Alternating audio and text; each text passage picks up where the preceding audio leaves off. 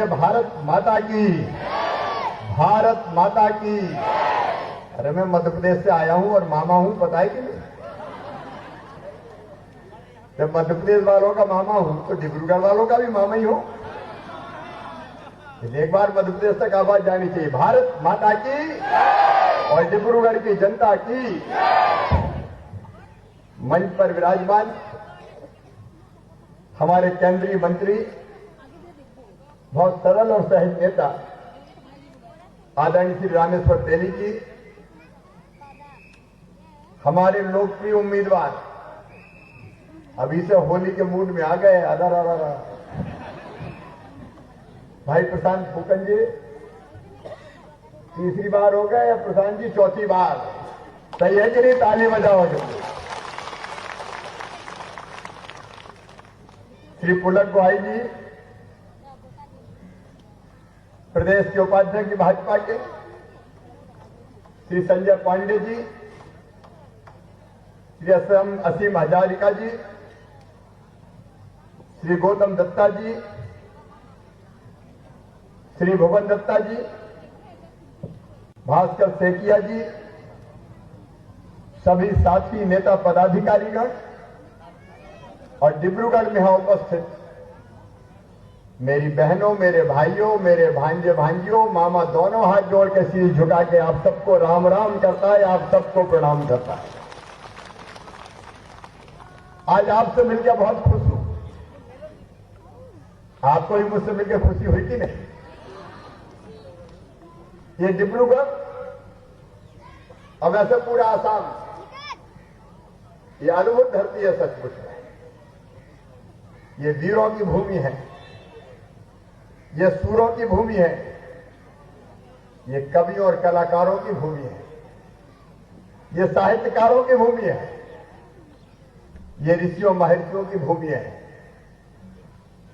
महापुरुष शंकर देव जी की भूमि को मैं प्रणाम करता हूं। लाचितबार फूकन जी की इस पवित्र भूमि को प्रणाम करता हूं। यहां गोपीनाथ बारदोलाई हुए हैं, यहां भूपेन हजारिका ने जन्म लिया है। इस असम की पवित्र धरा को बारंबार प्रणाम। और डिब्रूगढ़ तो अद्भुत है अपना। अच्छा, ये इलाका ऐसा है कि इसके बिना देश का काम चल ही नहीं सकता। सवेरे सवेरे अगर उठो तो सबसे पहले क्या चाहिए? और चाय कहां से आती है? चाय आसाम से जाती है, डिब्रूगढ़, दुलियागंज। यहां के चाय के बागान देख के ही मन आनंद से भर जाता है। और इसलिए मैं भी जब सवेरे उठता हूं और कप को हाथ में लेता हूं चाय के, तो सबसे पहले असम की याद आती है। और केवल चाय नहीं, अगर कहीं जाना हो तो गाड़ी चलानी पड़ती है। और हिंदुस्तान में तेल की कुएं अगर कहीं है तो असम की इस धरती पर है। और डिब्रूगढ़ तो भारतीय एकता का प्रतीक है। ये लघु भारत है। यहां सब प्रांतों के लोग मिलेंगे आपको। और खुशी की बात यह कि सब प्रेम से, एकता और भाईचारे से रहते। अरे हम सब भारत मां के लाल, भेदभाव का कहां सवाल। अपना प्यारा असम। लेकिन कांग्रेस ने 55 साल राज किया। मैं पूछना चाहता हूं डिब्रूगढ़ वालों, क्या दिया कांग्रेस ने असम को? असम को अगर कांग्रेस ने दिया तो घुसपैठ और घुसपैठिए दी, हिंसा दी, आगजनी दी, मारकाट दी। कांग्रेस के राज में कांग्रेस ने कोशिश की, लड़ाते रहो असम में।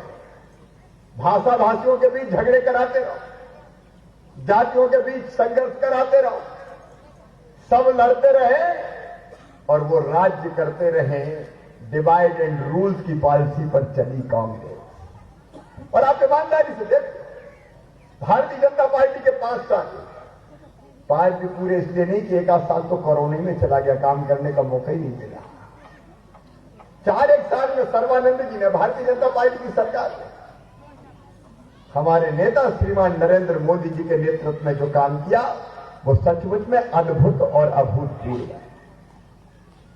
आज मैं राहुल गांधी से सवाल करना चाहता हूं, 55 साल तुम्हारी पार्टी ने राज किया, उस पेटियों से भर दिए तुमने इस धरती को। कोई कहीं से आ जाओ, केवल वोट दोगे इसलिए देश बच जाए तो चिंता नहीं है। रक्त रंजित किया आसाम को, खून की होलियां खेली गई आसाम में, और आज भी किस रास्ते पे कांग्रेस चल रही है। कांग्रेस को और कोई नहीं मिला। राहुल बाबा, तुमने बदरुद्दीन से रिश्ता जोड़ दिया, कहीं की ईंट कहीं का रोड़ा। राहुल गांधी ने बदरुद्दीन को जोड़ा, कांग्रेस को कहीं का न छोड़ा, असम वालों का दिल तोड़ा। वो लोग जो आसाम की बर्बादी के जवाबदार है। देखिए, एक तरफ भारतीय जनता पार्टी है, नरेंद्र मोदी जी आज केवल देश के नहीं दुनिया के नेता है। नरेंद्र मोदी जी ने संकल्प लिया है एक वैभवशाली भारत, एक गौरवशाली भारत, एक संपन्न भारत, एक समृद्ध भारत, एक ऐसा भारत कि भारतवासी दुनिया में कहीं भी जाए तो सीना तान के कहें कि हम भारतीय हैं। ऐसे भारत का निर्माण हो रहा तो नरेंद्र मोदी जी के नेतृत्व में। पहले भी कांग्रेस की सरकार रही, अरे पीढ़ी पीढ़ी से देश हमें डराते थे। पाकिस्तान आके दिखाता था, चीन अकड़ जाता था, लेकिन नरेंद्र मोदी ने कह दिया दुनिया वालों से हम किसी को छेड़ेंगे नहीं, लेकिन किसी ने हमें छेड़ा तो हम उसे छोड़ेंगे नहीं। पाकिस्तान को जैसा सबक सिखाया आप जानते हैं, और चीन ने भी डोकलाम में अगर अखड़ दिखाई तो उनके सैनिकों की गर्दन तोड़ के वापिस चीन में फेंक दिया नरेंद्र मोदी की सेना। एक अलग भारत खड़ा हुआ है जिसको दुनिया आज नकार नहीं सकती। ये कोरोना की लड़ाई, ईमानदारी से दिल पे हाथ रख के बताना डिब्रूगढ़ वाले, अगर नरेंद्र मोदी नहीं होते तो कोरोना को कोई कंट्रोल कर सकता था क्या? अरे जोर से बताओ, कर सकता था क्या? कांग्रेस में तो मर जाते, पता नहीं क्या होगा।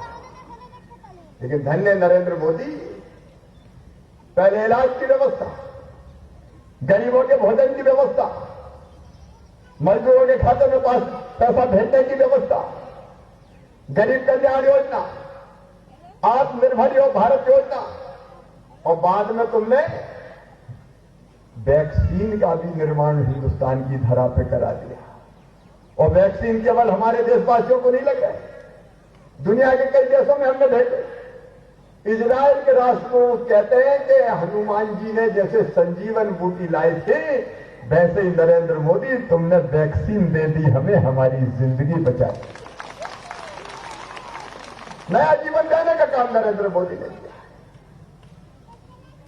5 साल में सर्बानंद सोनोवाल जी ने, हेमंत विश्वकर्मा जी ने, भारतीय जनता पार्टी ने विकास की कहानी असम की धरती पर लिखी है। आज मैं आपसे पूछता हूं मेरे बहन और भाई, 55 साल कांग्रेस ने भी राज किया, आप ईमानदारी से बताना क्या ऐसी सड़कें कभी कांग्रेस ने बनाई थी असम में? अरे जोर से बताओ, बनाई थी क्या? उनके जमाने में तो गड्ढों में सड़क है कि सड़क में गड्ढा है कि गड्ढम गड्ढा है, पता ही नहीं चलता था। आना जाना मुश्किल था। गाड़ी में चलो तो कहते थे गाड़ी खाए हिचकोले, हड्डा पसरा सारे डोले, याद आ गए शंकर फोले। रोड का पता नहीं, शिक्षा की व्यवस्था नहीं, अस्पताल नहीं। अरे नरेंद्र मोदी और सर्बानंद सोनोवाल जी का चमत्कार है, 8 नए मेडिकल कॉलेज खोल दिया असम की धरती पर। सर्बानंद जी को बधाई देता हूं। सर्बानंद जी तो इसी जिले से आते। सर्बानंद का मतलब है जो सबको आनंद दे, वो सर्बानंद, और सबकी भलाई के काम किए। क्या माताएं बहनें, क्या बुजुर्ग, क्या नौजवान, सबने एक कर भाईचारा पैदा किया। स्कूल, अस्पताल, मेडिकल कॉलेज, इंजीनियरिंग कॉलेज, जन कल्याण की अनेकों योजनाएं। अगर विकास के काम गिनाऊं तो आधी रात हो जाए। कांग्रेस को विकास से कुछ देना देना नहीं था। वो तो केवल वोटों के सौदागर थे। और इसलिए स्वर्गीय तरुण गोगोई जी ने जिंदा रहते हुए जिस बदरुद्दीन अजमल से कभी हाथ नहीं मिलाया, राहुल बाबा और तुम्हारी कांग्रेस उसी अजमल को गले लगा दिया। अजीब हो गई कांग्रेस आज की। अरे इनको गुलाम नबी आजाद नहीं चाहिए, इनको आनंद शर्मा नहीं चाहिए, आजाद नहीं चाहिए, आनंद नहीं चाहिए, इनको अजमल चाहिए, अजमल। ये राहुल गांधी के रास्ते पे नहीं चल रहे, ये तो जिन्ना के रास्ते पे चल रहे हैं रे। जिन्ना जिससे देश को बांटा, क्या अजमल पर जनता भरोसा कर सकती है? ये वो बदरुद्दीन अजमल है जो बेचते तो है इत्र, लेकिन जहर घोलते हैं नफरत का। तो जहर घोल रहे हैं असम की फिजा में, जिन्होंने मुस्लिम राष्ट्र की बात खुलेआम कही थी, जो घुसपैठियों के संरक्षक है। घुसपैठियों के संरक्षक के साथ क्यों समझौता किया कांग्रेस बताए? कांग्रेस अजमल, ये रिश्ता क्या कहलाता है ये तो बता दो। केवल वोटों की खातिर ऐसे रिश्ते बनाओ। एक तरफ भारतीय जनता पार्टी, मेरे बहनों को हमने तय किया है, हम सबकी सेवा करेंगे, हम सबके काम करेंगे, हम सबको न्याय देंगे, न्याय सबको, लेकिन तुष्टीकरण किसी का नहीं। हम तुष्टीकरण के विरोधी, हम विकास के पक्षधर हैं। मेरी माताएं बहनें बड़ी संख्या में बैठी है। एक तरफ विकास के काम, एक लंबी सूची है उसकी। मैंने देखा तो मुझे सचमुच में गर्व हुआ। यह असम में भारतीय जनता पार्टी की सरकार है, जिसने अलग अलग 6 समुदायों को, चाहे कोच हो, राजवंशी हो, ताई अहोम हो, चुटिया, मतक, मोरान, टिटाइज, इनको एसटी का दर्जा देकर उनकी पुरानी मांग पूरी की है। यह भारतीय जनता पार्टी है। वर्षों तक जो बोडो आंदोलन चला, उसको समाप्त करके शांति की स्थापना अगर किसी ने की है तो भारतीय जनता पार्टी की सरकार ने की है। यह भाजपा की सरकार है।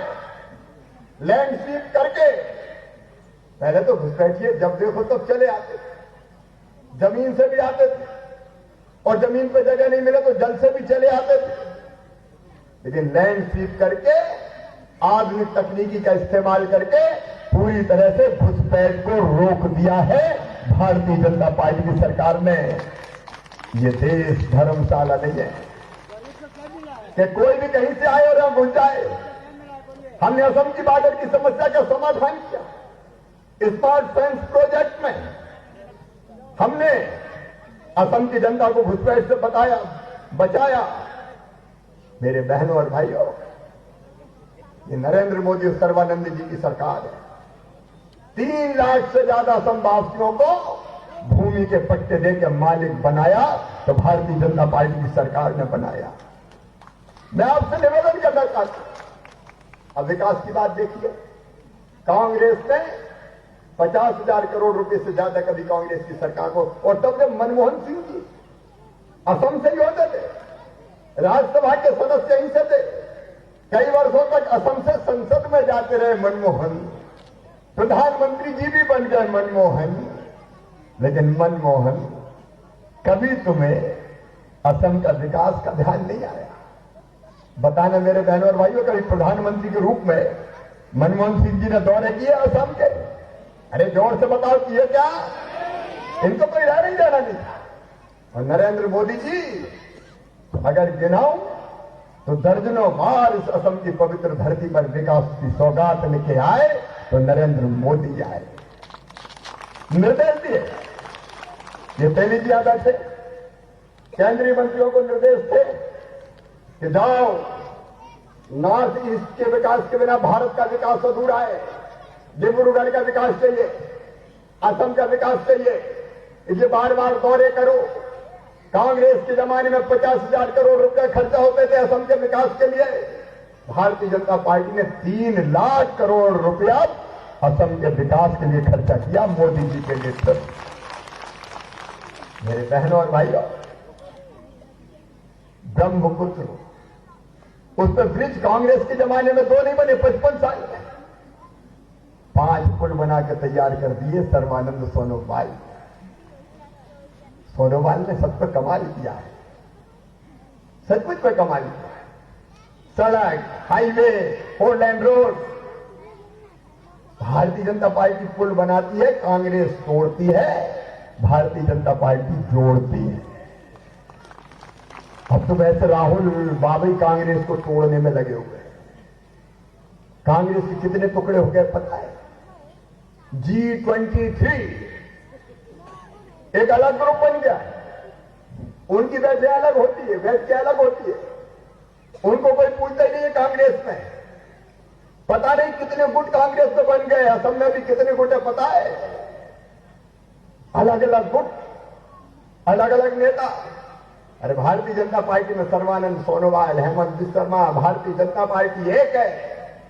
लेकिन कांग्रेस की हालत तो देश में और प्रदेश में यह है कि एक दिल के टुकड़े 1000 हुए, कोई इधर गिरा, कोई उधर गिरा, आपस में ही लड़ मर रहे हैं। जिन्हें असम को घुसपैठ का गढ़ बनाया, बताओ मेरे बहनों और भाइयों, वो असम की जनता की सुरक्षा कर सकते हैं? कर सकते हैं क्या? हमारे 3 ही मुद्दे: सभ्यता, हम असमी संस्कृति, जीवन मूल्य, महापुरुष। ये जो सभ्यता है असम की, इसको बचाएंगे। और दूसरा है सुरक्षा। डिब्रूगढ़ की इस पवित्र धरती पर मैं भारतीय जनता पार्टी का कार्यकर्ता शिवराज सिंह चौहान आज खुले तौर पर कह रहा हूं, कोई भी कहीं का हो मेरे बहनों और भाइयों, डरने की कोई जरूरत नहीं है। भारतीय जनता पार्टी की सरकार पूरी तरह से सुरक्षा देगी, सबको सुरक्षित रखेगी। इस धरती पर हम सब सुरक्षित रहेंगे। होली हो, दिवाली हो, बिहू हो, सब मिलजुल कर मनाएंगे बहनों और भाइयों। आपस में सहोदर सौहार्द का भाव अगर बढ़ाया है तो भारतीय जनता पार्टी की सरकार ने बढ़ाया है। और मेरी बहनों, एक नहीं अनेकों का। और मैं तो हैरत में रह गया, मैंने सुना कि जो 12वीं पास करेंगी बेटियां, उनको स्कूटी दी जाएगी। एक फैसला और है भारतीय जनता पार्टी की सरकार, नरेंद्र मोदी का। देखिए भाई, जीने के लिए क्या चाहिए? रोटी चाहिए, कपड़ा चाहिए, मकान चाहिए, पढ़ाई लिखाई, दवाई और रोजगार का इंतजाम चाहिए। ए मेरे गरीब बहनों और भाइयों, भारतीय जनता पार्टी सस्ता अनाज दे रही है गरीबों को। और मैं आज कह रहा हूं, प्रधानमंत्री आवास योजना में लगातार गरीबों के घर बनाए जा रहे हैं।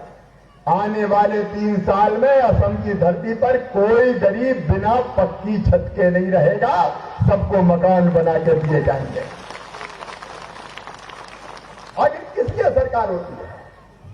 लोगों की जिंदगी में आसानी लाने के लिए, लोगों की जिंदगी को आसान बनाने के लिए, सुविधाएं बढ़ाने के लिए। पढ़ो मेरे बेटा बेटियों, चिंता मत करना। वो कांग्रेस की सरकार थी जब APSC की परीक्षा में भ्रष्टाचार होता था। कैश बिना कैश के नौकरी नहीं मिलती थी। मिलती थी क्या बताओ? अरे मिलती थी क्या? क्या कर रही थी कांग्रेस? सर्बानंद सोनोवाल, हमें गर्व है आप पर। अगर APSC में किसी ने गड़बड़ की तो चेयरमैन को भी पकड़ के जेल भिजवाने का काम सर्बानंद सोनोवाल ने किया, भारतीय जनता पार्टी की सरकार ने किया। असम को भ्रष्टाचार से मुक्त किया। और अब गरीब बेटा बेटियों को जब सरकारी नौकरी मिलती है तो उनका आनंद और प्रसन्नता देखते ही बनती है। सबको बराबरी का, जिसमें टैलेंट है वो नौकरी पाएगा। ये माहौल अगर दिया है तो भारतीय जनता पार्टी की सरकार ने दिया है। मेरे बहनों और भाइयों, विशेषकर वो बहनें जो कुपोषण का शिकार होती थी, 65,000 परिवारों को सस्ता पोषण युक्त अनाज अगर दे रही तो सर्बानंद सोनोवाल जी की सरकार दे रही है। चाय बगानों में मजदूरों की मजदूरी बढ़ाने का मामला हो, इलाज के लिए मोबाइल यूनिट जो जाके इलाज करने का काम करे, 56% घरों में टॉयलेट नहीं थे, हर घर में टॉयलेट मिल जाए, रसोई गैस मिल जाए, उज्ज्वला रसोई गैस कनेक्शन, जिन घरों में बिजली नहीं थी वह सौभाग्य योजना के अंतर्गत बिजली के कनेक्शन देके हर घर को रोशन करने का काम किया, तो नरेंद्र मोदी और सोनोवाल जी ने किया। कब कांग्रेस ने ये काम किए? और अब तो 30 यूनिट तक बिजली अगर जलाओगे तो बिजली का बिल आप नहीं दोगे, भारतीय जनता पार्टी सरकार के खजाने से दिया जाएगा। ये फैसला भी हमने किया है। मेरे बहनों और भाइयों, कमजोर वर्ग की जो बहनें थी उनको साइकिल देने का काम 12वीं पास जो बेटियों ने कर ली, उनको स्कूटी देने का काम किया तो भारतीय जनता पार्टी की सरकार ने किया। एक तरफ सभ्यता, दूसरा सुरक्षा और तीसरा विकास। ये गारंटी है भारतीय जनता पार्टी की तरफ से। एक तरफ विकास करने वाली पार्टी है तो दूसरी तरफ विनाश करने वाली पार्टी है कांग्रेस। केवल नाटक कर रहे हैं। अब राहुल बाबा इधर तो नहीं आए अभी, लेकिन समुद्र में डाई जरूर लगा रहे हैं, अलग अलग जगह देखोगे, और समुद्र में गोता लगा के फिर उड़ बैठे और कहा कि नरेंद्र मोदी जी मछली वाला एक मंत्रालय अलग बनाओ। अब राहुल भैया भूल ही गए कि मछली वाला मंत्रालय तो 4 साल पहले ही बन गया। उनकी ट्यूबलाइट बहुत देर से जलती है, वो समुद्र में गोते लगा रहे हैं। यहां बहन जी आ जाती है, टी गार्डन में चाय की पत्तियां तोड़ रही, आप सीजन में चाय की पत्ती तोड़ रही है। मेरी बहन, आप सीजन में चाय की पत्तियां स्वाद थोड़ी देंगी, चाय की पत्ती नहीं तोड़ रहे हो जैसे फिल्मों की शूटिंग करने आ गए। अब जिस पार्टी के नेता ऐसे हो गए हो, बताओ वो असम का भला कर सकते हैं क्या? जोर से बताओ, कर सकते हैं क्या? कांग्रेस का कोई भविष्य नहीं है। महात्मा गांधी ने आजादी के समय कहा था कांग्रेस का उद्देश्य पूरा हो गया बनाने का, अब कांग्रेस को भंग कर दो। पंडित जवाहरलाल नेहरू जी ने बात नहीं मानी गांधी जी की, लेकिन राहुल गांधी ने खत्म किया है कि बापू के सपने को सच करके मानेगा, कांग्रेस को खत्म करके ही दम लेगा। और कांग्रेस अपने आप विनाश के कगार को पहुंचे। इसलिए मैं आज कन्या हूं डिब्रूगढ़ बहनों और भाई, अपना भविष्य भारतीय जनता पार्टी के हाथों में सुरक्षित है। असम का विकास, लोगों को रोजगार, गरीबों की सारी व्यवस्थाएं, असम की संस्कृति की रक्षा अगर किसी के हाथों होनी है तो वो है केवल भारतीय जनता पार्टी। एक वैभवशाली, समृद्ध और एक ऐसा असम जो विकास की दृष्टि से केवल हिंदुस्तान नहीं, दुनिया के किसी भी राज्य की बराबरी करेगा तो भारतीय जनता पार्टी के राज्य में करेगा। और इसलिए आज मैं आपसे मध्य प्रदेश से कहने आया हूं, मेरे बहनों और भाइयों, कहीं चूक ना हो जाए। कांग्रेस के लोग तरह तरह की बात करेंगे, ये गठबंधन अपवित्र गठबंधन है, और गठबंधन नहीं है, ये तो ठगबंधन है। अजमल और कांग्रेस कोई तालमेल ही नहीं था। ये तो तरुण गोगोई का भी अपमान है। और इसलिए मैं आज आपसे अपील करने आया हूं, नरेंद्र मोदी जी के नेतृत्व में भारत बहुत आगे जाएगा, एक महाशक्ति बनेगा हिंदुस्तान। और आज भारत की जो स्थिति है, दुनिया का कोई देश हमें नकार नहीं सकता। आज दुनिया के किसी देश में हिम्मत नहीं कि भारत को नकार दे। मान, सम्मान और शान से आज हिंदुस्तान आगे बढ़ रहा है। और वैसे ही असम के निर्माण के काम में हम लगे हुए हैं। और इसकी समृद्ध और सशक्त और विकसित आसाम के लिए आप सबसे मेरी प्रार्थना है, आप भारतीय जनता पार्टी को आशीर्वाद दीजिए, कमल के फूल को आशीर्वाद दीजिए, हमारे प्रशांत फूकल जी को आशीर्वाद दीजिए। बड़े अच्छे आदमी, मुझे मजा आ गया देख के प्रशांत जी। ये तो प्रशांत दादा सवेरे से ही निकल जाते हैं स्कूटी लेके, मुझे पता चला। घर घर जाते हैं, लोगों से मिलते हैं, समस्याओं का समाधान करते हैं। वाह यार प्रशांत साहब, गर्व है हमें आप पे। ऐसा जनप्रतिनिधि चाहिए जो आपकी समस्याओं के समाधान के दिन और रात एक करते। और इसलिए आज मैं आप सब करने आया हूं। प्रधान फूकन जी को आशीर्वाद दीजिए, भारतीय जनता पार्टी को आशीर्वाद दीजिए, कमल के फूल को आशीर्वाद दीजिए, नरेंद्र मोदी जी को आशीर्वाद दीजिए, सर्बानंद सोनोवाल जी को आशीर्वाद दीजिए। मैं सच कहता हूं, नरेंद्र मोदी गरीबों के लिए भगवान है, भगवान। और जब भारतीय जनता पार्टी को आप सफल बनाइए, यही मेरी प्रार्थना है। बोलिए, आप सबका आशीर्वाद मिलेगा। सबसे कह रहा हूं, जोर से बोलिए, सबका आशीर्वाद मिलेगा।